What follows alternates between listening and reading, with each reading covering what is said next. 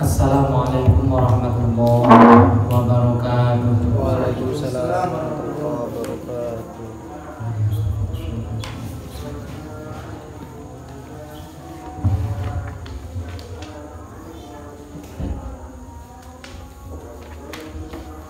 Al-Fatihah.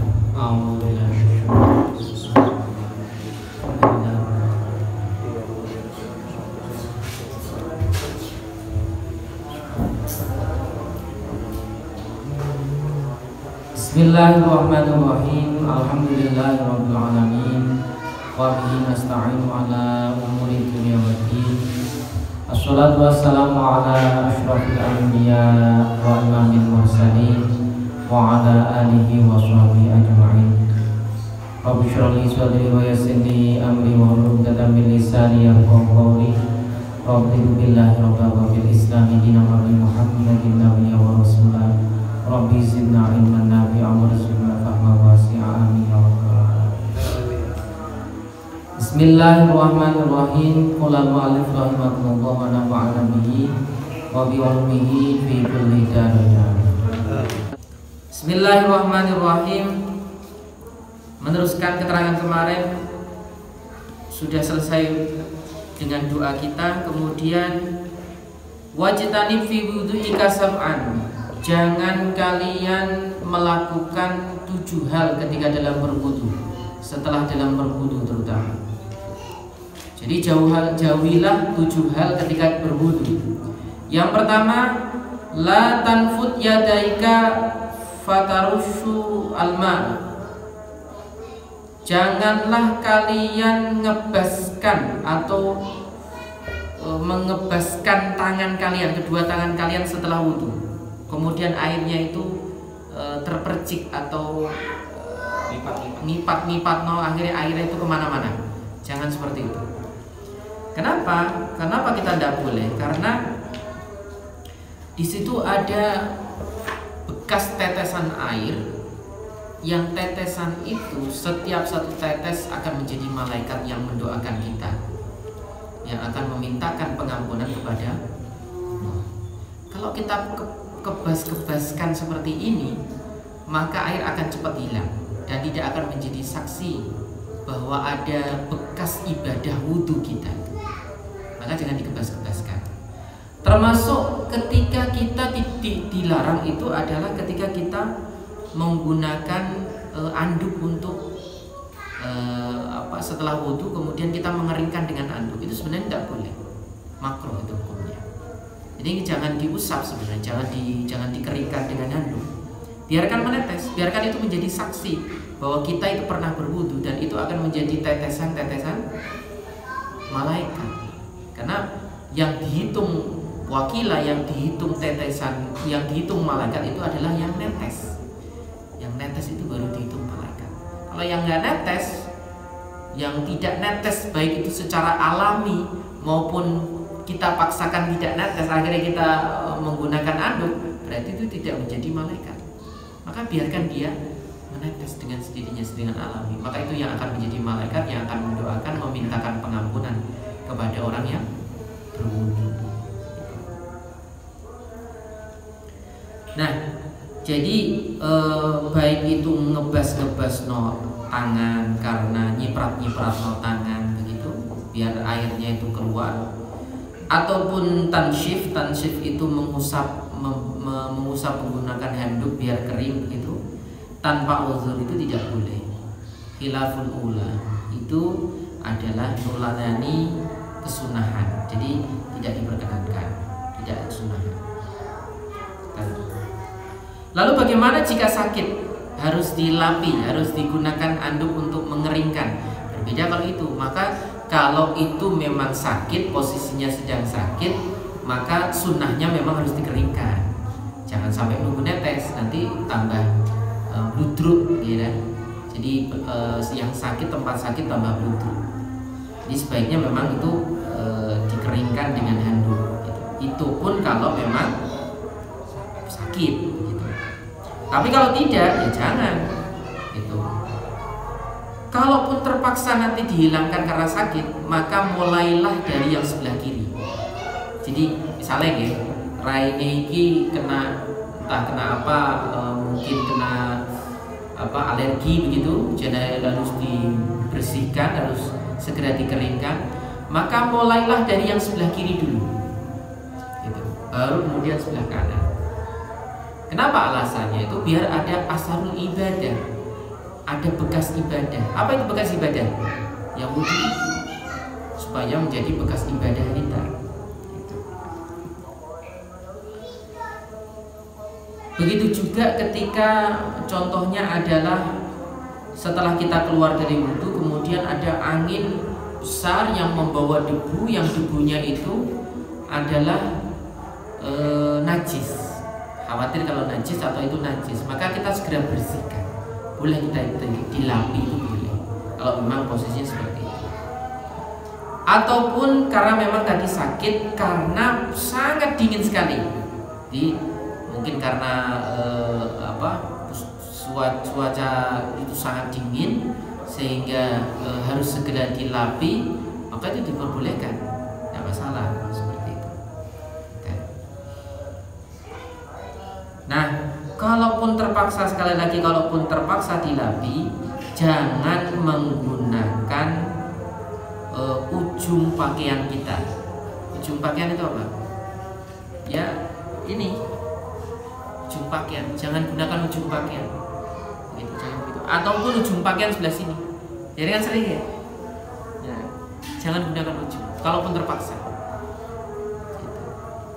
Gunakan yang benar pakaian, tapi yang bagian tengah, jangan yang ujung gitu. Ujung nisor, ujung dhuwur, atau yang ujung-ujung. Kemudian yang kedua, wala taltim wajhaka wala ra'saka bil ma'i latman. Jangan kita nabrak no wajah. Jadi ketika berwudu itu ditabrak-tabrak, bus begitu. Jangan seperti itu. Itu bukan berwudu namanya. Itu sedang kecewa karena patah hati. Ojo ditabrak-tabrak, tidak boleh. Begitu juga dengan kepala tidak boleh kita tabrak. Tapi mengusap saja itu sudah cukup. Jangan kita tabrakkan kemudian sampai keras, tidak boleh. Cukup kita mengambil air dengan kedua telapak tangan kita, kemudian kita basuh bersamaan ke dalam muka kita, gitu. Ataupun kalau kepala, kita usap bersamaan di atas kepala kita. Cukup begitu, tidak usah ditabrak-tabrak.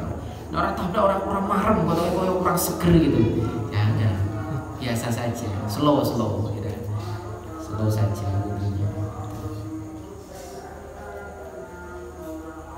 Kemudian yang berikutnya, wala tatakallam fi asna'il wudu. Jangan berbicara di tengah wudu.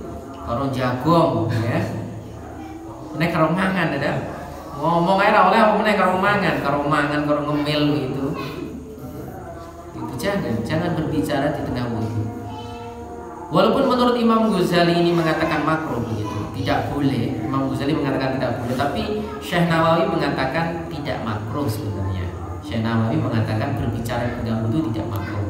Tapi Imam Ghazali tetap melarang kita berbicara di tengah-tengah wudu.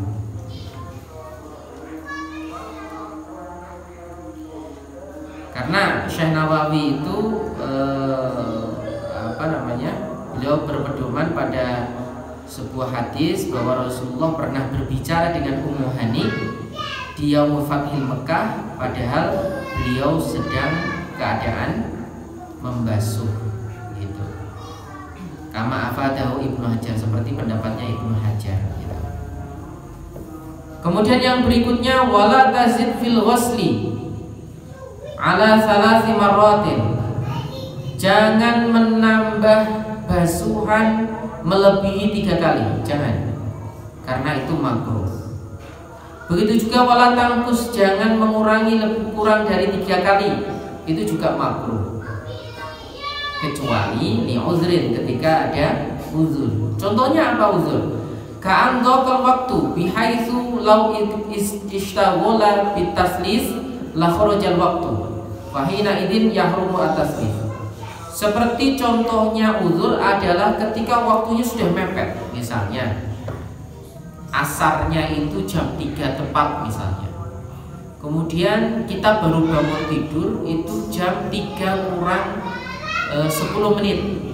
Langsung ke kamar mandi lari, itu malah haram kita taslis, tidak boleh. Karena waktunya sangat sempit. Cukup satu saja. Jadi membasuh wajah sekali, tangan sekali, mengusap kepala sekali, kemudian telinga tidak usah, tidak apa-apa, kemudian kaki sekali. Justru malah kalau 3 kali menjadi haram.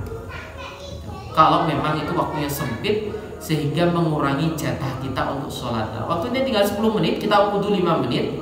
Itu kalau taslis menjadi 7 menit misalnya, atau 10 menit bisa. Kalau kita 3 kali menjadi 10 menit kan tambah banyak. Maka haram melakukan itu. Maka cukup lakukan sekali-sekali untuk menghemat waktu sehingga kita bisa cukup untuk melaksanakan sholat zuhur misalnya. Ataupun contoh uzur adalah qallal ma'u bihaitsu la yakfika illa li fardin. Seperti karena sedikitnya air sehingga kalau kita menggunakannya itu cukup untuk kefardunan. Jangan digunakan untuk kesunahan, cukup untuk fardu. Contohnya misalnya sampean dalam keadaan kekeringan, terus dijatah wudhu itu sak batok tok. Sak batok, berarti sak batok ya, sak gayung tok. Kalau ditaslis wis entek. Kalau 3 kali wis entek. Cukup sekali saja. Apakah bisa? Bisa. Caranya bisa. Gitu. Bisa. Kan yang namanya wudhu itu kan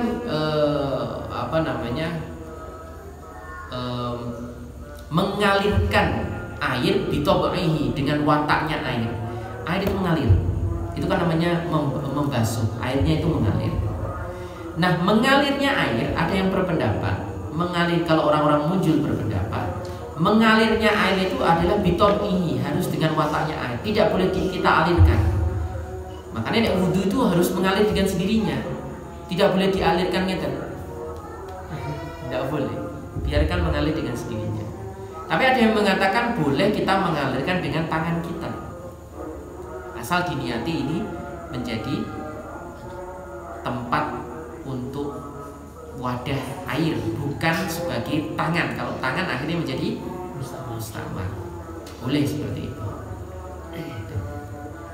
Boleh kita mengalirkan itu. Aku kelingan film SpongeBob itu, ketika mau ngecat omae Tuan Crab itu, ya kan? Itu disebul-sebul karo Patrick. Wah, itu seperti itu. Selama itu mengalir dengan topai, dengan wataknya air, tidak apa-apa. Kalau itu dialirkan dengan tangan, itu yang berbahaya. Gitu. Okay. Jadi kalau hanya cukup untuk kefardunan, jadi kita dilarang untuk melakukan taslis atau 3 kali. Maka tidak boleh. Ataupun au ihtajat ilal fadil anil ma' li adshin fayahrumu alaika taslis.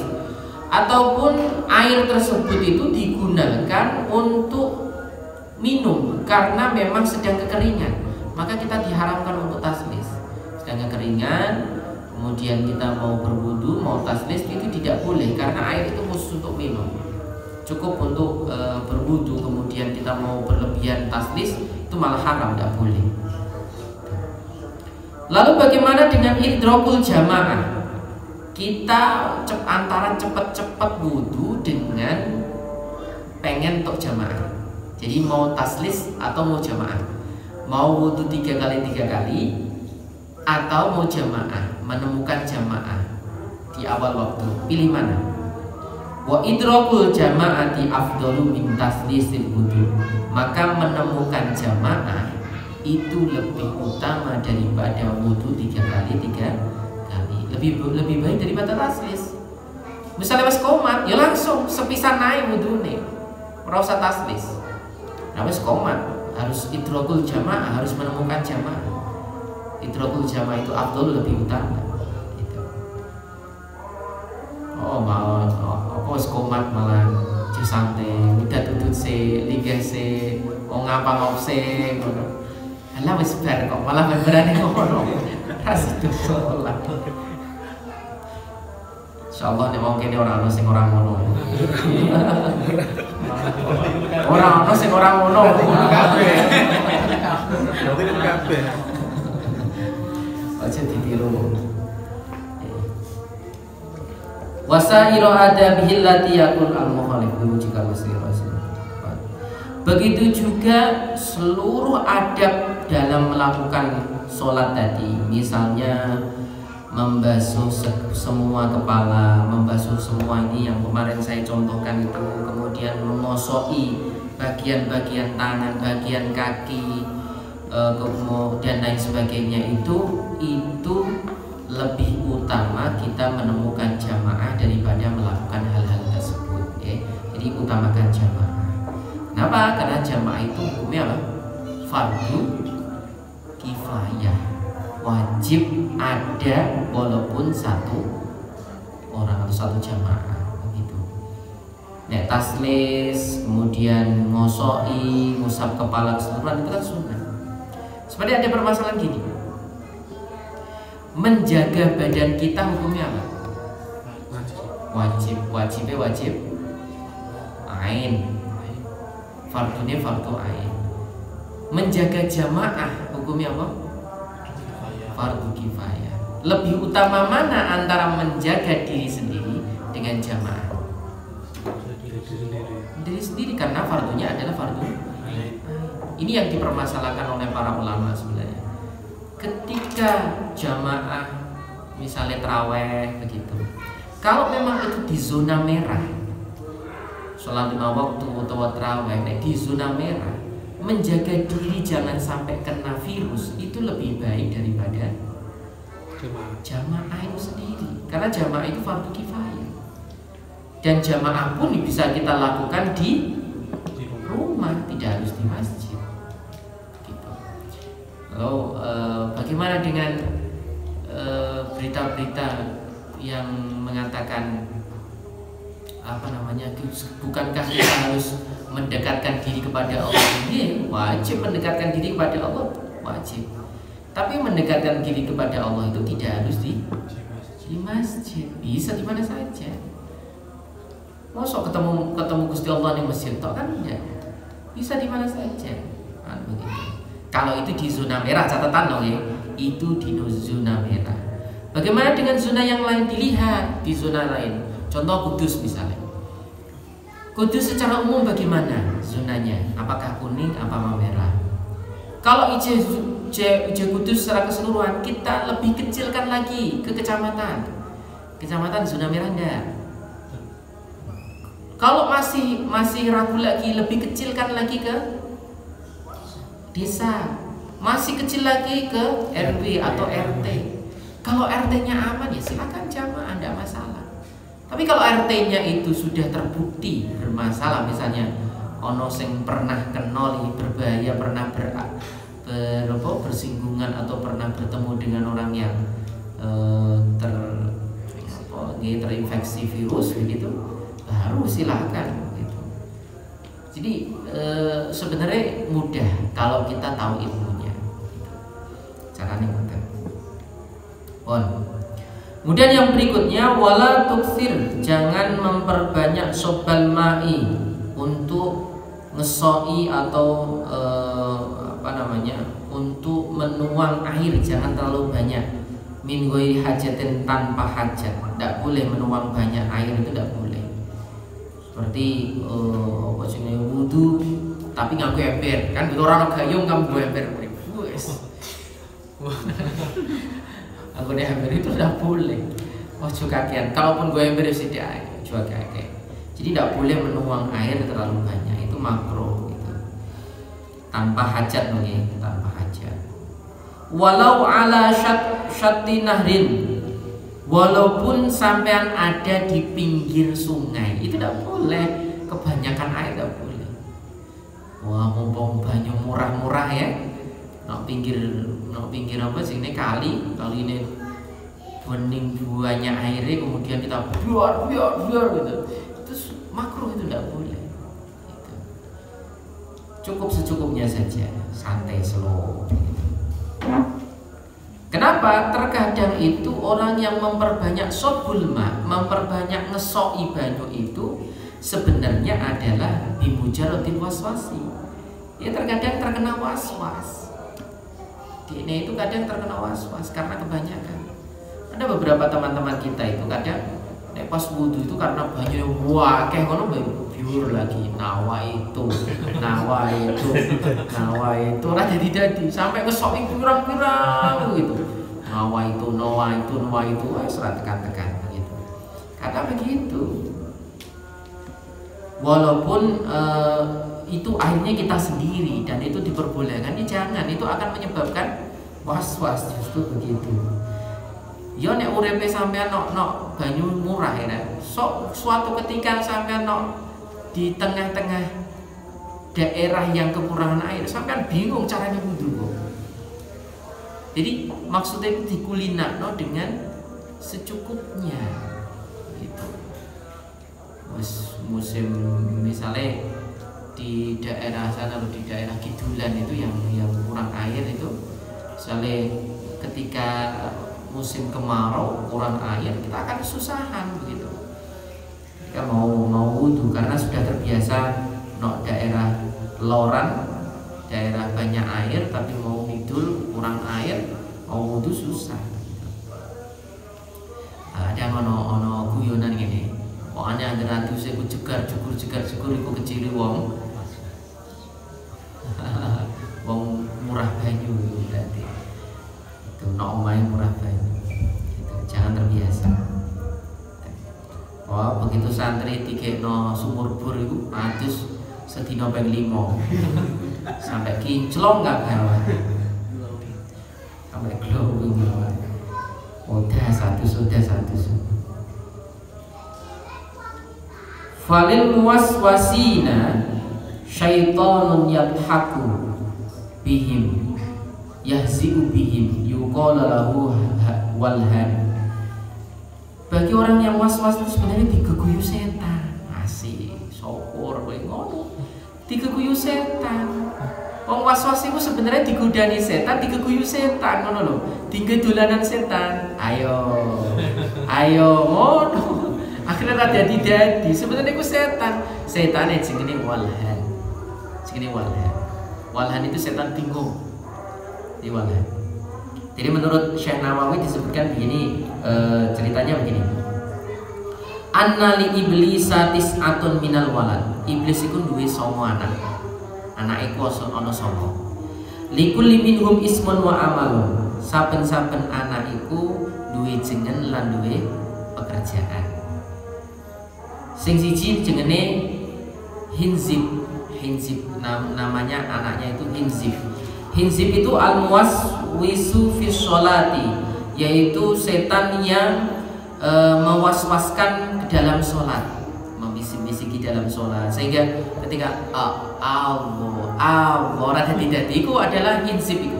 Sing bisik itu Hinzib namanya. Yang kedua ada walhan, tadi yang mewaswasi dalam toharoh seperti wudu, mandi gitu, koyok rumangsane ku awak itu masih belum suci gitu. Itu adalah walhan. Ini anaknya yang nomor walhan. Yang nomor 3 Zallanbur ini adalah wahwa fi kulli suqin yuzayyinu lil ba'iina lagwa wal halfal kadhib wal madhas sal'ah wa tansifal kail wal mizan, yaitu setan yang seringkali ketika di pasar itu membisik-bisiki pedagang-pedagang supaya mereka itu melakukan penipuan-penipuan begitu dan sumpah-sumpah bohong.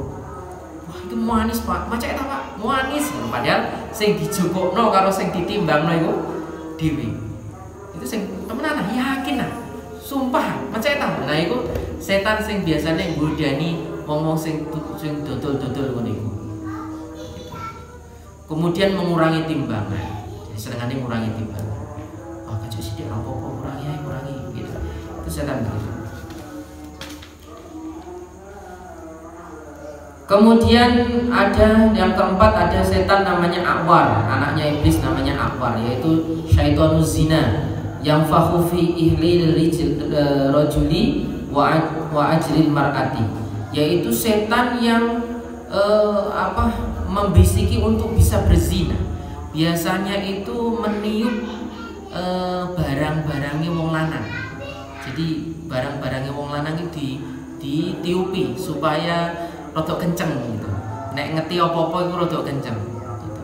Ora usah ditafsiri, pokoknya ngono ya. Jadi nek ngerti apa-apa iku rodok iku sing jenenge setan A'war. Jadi ditiupi. Sing wedok pun ngono, sing wedok pun diajak-ajak. Ngoten akhirnya dadi lanang dibisik-bisiki, sing wedok dibisik-bisiki dadi. Akhirnya zinalah mereka berdua. Itu namanya setan A'war. Tugasnya itu membisik-bisiki orang supaya berzina.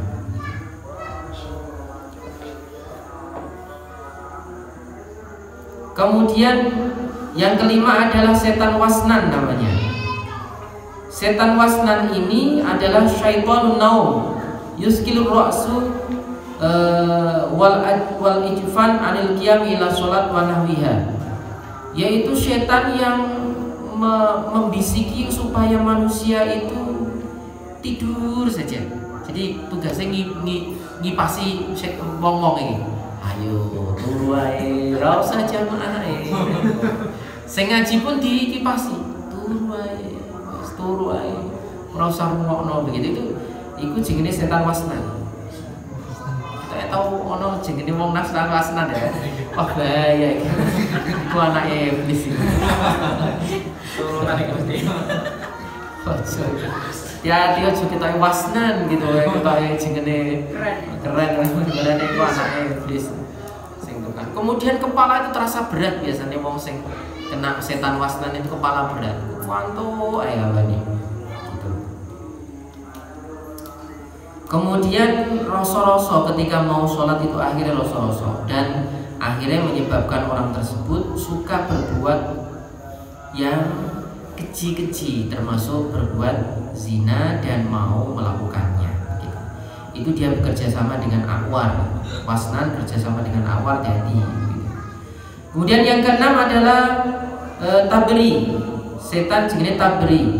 Tabri itu adalah nama setan al-musibah yuzainus siyaha walat malhud hududi wanahwihi, yaitu setan yang membisiki supaya perempuan-perempuan, setan musibah namanya, membisiki supaya perempuan-perempuan atau ahli musibah, orang yang kena musibah, soal musibah itu bisa jerit.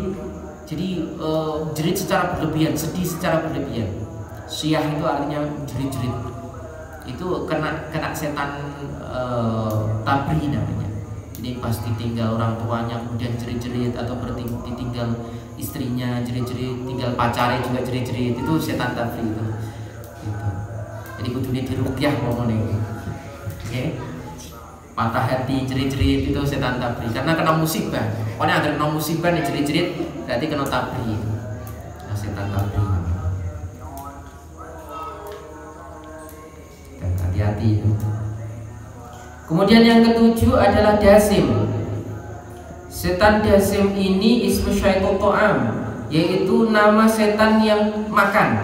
Tugasnya itu tentang hal makanan. Ya'kulu ma'al insan, dia makan bersama manusia. Baik itu nggodani supaya ojo barbar. Ayo terus, nambah terus. Ben lemu, iki nyindir aku iku. Iku baik itu ataupun dia nggodani orang-orang yang mau makan untuk tidak menyebut nama Allah, ataupun orang yang mau masuk yadkhul manzil, mau masuk rumah illam yusamma, yang tidak menyebut nama Allah atau tidak menyebut bismillah inda to'am wa dukhulihi, baik ketika mau makan maupun mau masuk rumah. Jadi setan itu akan masuk ketika kita tidak pernah basmalah atau tidak pernah berdoa ketika mau makan atau ketika mau masuk rumah. Itu setan akan menyertai gitu. Ataupun setan akan duduk bersama kita. Yanamu fil alal firosh, akan akan tidur bersama kita. Yanamu alal firosh. Karena kita tidak berdoa, akhirnya kita ditemani oleh setan. Gitu. Kita miring kanan, setannya miring kiri. Ya, ada wajah. Hati bahaya iki ngono. Hati nggih, makanya berdoa. Donga sih, sedurunge turu donga sih. Ben ora dikeloni setan. Kemudian yang ke-8 matun. Matun itu adalah nama setan yang menyampaikan sohibul akhbaril kadhibah, menyampaikan kabar-kabar bohong, kabar-kabar hoax, fitnah. Itu setan matun namanya. Jadi kalau termasuk kita kalau menyebarkan berita bohong, sebenarnya kita itu kenal setan matun itu segini. Orang tiasa usulnya agar share, sarser. Hati-hati, banyak literasi, harus banyak literasi. Jadi orang alim, orang pinter itu tidak jaminan. Orang jaminan. Yang penting saiki ku harus literasi, melek literasi. Apa maksudnya melek literasi? Betulkah yang informasi yang kita terima? Oh, jangan disarser. Kemarin saya contohkan berita sing ora masuk akal, angger disarser itu contohnya gini. Rumah bisa tercegah dari corona apabila kita menaruh bawang di tengah rumah gitu. Apa hubungannya karo corona gitu? Corona mambu bawang ora gelem mlebu ngono. Itu kan berita yang tidak masuk akal. Ya semono iku ora usah disarser-sarser. Gitu. Itu kena setan matun ngono iku. Jangan seperti itu. Jadi jangan percaya berita bohong, jangan mudah percaya berita bohong. Yulaqiha ala alsinatin nas, dia akan nempel pada lisan-lisan manusia.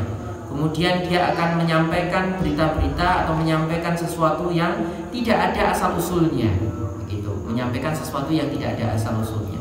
Ya, seperti ini berarti ini yang sedang ramai, sedang in atau sedang viral, sedang heboh itu adalah setan matun yang punya kuasa ini, karena dia itu pintar menyampaikan berita-berita bohong begitu.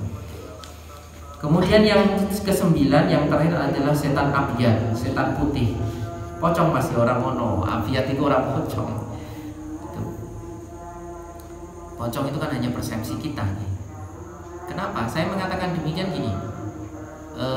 Ketakutan itu kan adalah persepsi kita, betul nggak? Persepsi kita, masing-masing persepsi akan berbeda. Makanya itu namanya tabula rasa, istilahnya kalau dalam filsafat namanya tabula rasa. Seseorang itu akan mengalami tabula rasa, masing-masing rasa itu akan berbeda tergantung dari pengalaman kita sebelumnya. Sekali lagi, rasa itu akan dipengaruhi oleh rasa sebelumnya. Sampai punya ketakutan itu karena sebelumnya itu mendapatkan cerita dari hal-hal yang menakutkan. Itu namanya tabula rasa. Sampean lewat di suatu tempat ya. Sampean biasa. Lewat kono asalnya biasa. Bareng mulai diceritani kancane sampean, "Oh, lewat kono, wah kono serem banget kono." Terus mulai rasanya piye? Beda ndak? Itu namanya tabula rasa. Pengalaman itu memasukkan ke alam pikiran kita sehingga ketakutan itu ada di otak kita. Saya tak tanya, kira-kira Londo utawa wong Eropa utawa wong Inggris, kira-kira iku nek ro pocong iku wedi ta kan? Ora wedi. Dene mah lucu. Iya, apa iki setan lucu-lucu ngene malah ngono. Mereka itu bayangan ketakutan adalah zombie, Dracula, terus apa? Sing ngene iku jenenge vampir. Nek bagi kita ro vampir piye? Biasa saja, itu namanya tabula rasa. Itu namanya tabula rasa. Setan itu menjelma sebagaimana pengalaman kita, persepsi kita tentang ketakutan itu. Jadi persepsi kita yang namanya menakutkan itu pocong, ya setan menyerupai pocong. Begitu. Dan seterusnya. Jadi orang arwah itu kemudian tangi neh dadi pocong, meden-medeni ra ono. Begitu. Itu tidak ada. Adanya itu memang pulang untuk melihat ahli kubur itu ndongakno ta. Ora, tapi orang bukan untuk meden-medeni bangkit dari kubur gak ono. Itu ulah jin. Jadi setan putih namanya. Setan putih anak yang ke-9-nya iblis. Itu adalah setan yang tertinggi dari kastanya. Kenapa? Karena dia muwakilun bil anbiya. Dia akan menggodani para nabi wal aulia dan para wali. Gitu. Dia akan menggodani. Jadi levelnya itu jauh di kita wis ora tingkatane. Senggol sithik wis ambruk ya awake dhewe kena setan putih. Nek setan putih itu sing digoda adalah para nabi dan wali. Tapi Allah memberikan keistimewaan, para nabi akan selamat dari setan abyad ini, tapi para wali harus mujahid, harus benar-benar bersungguh-sungguh supaya menghindari setan putih ini. Itu para wali. Para nabi benar-benar sudah diselamatkan. Amal auliya fahum mujahiduna lahu faman salimallahu sallama wa man aghwahu Allah.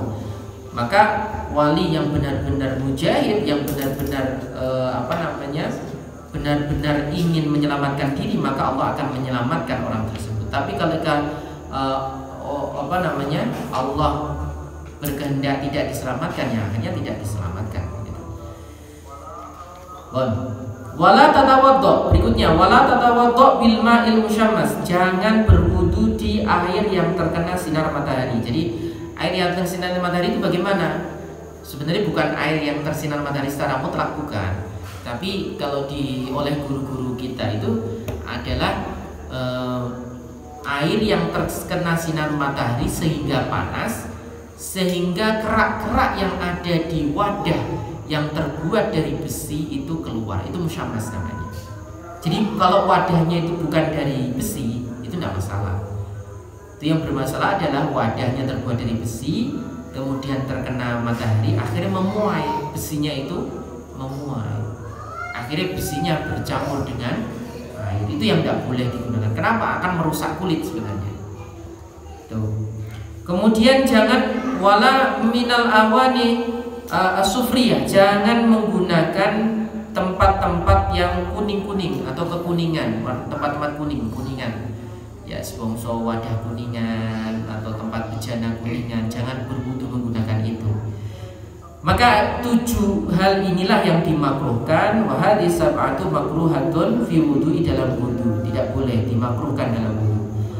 Bahkan di dalam khobar, wa fil khobar annaman, orang yang dzakarallaha ta'ala, orang yang mengingat Allah ketika berwudu, maka Allah akan mensucikan jasadnya seluruhnya, mulai dari atas sampai bawah semuanya disucikan oleh Allah Subhanahu wa taala. Tapi ketika kita wudu tidak mengingat Allah, maka Allah tidak akan mensucikan kecuali yang terkena oleh air. Walaupun yang terkena oleh air itu hanya tangan, wajah dan seterusnya, itu anggota wudu, tapi kalau kita ingat sama Allah, yang tersucikan adalah seluruh jasad. Tapi kalau tidak, ya cuma anggota tangan saja. Allah.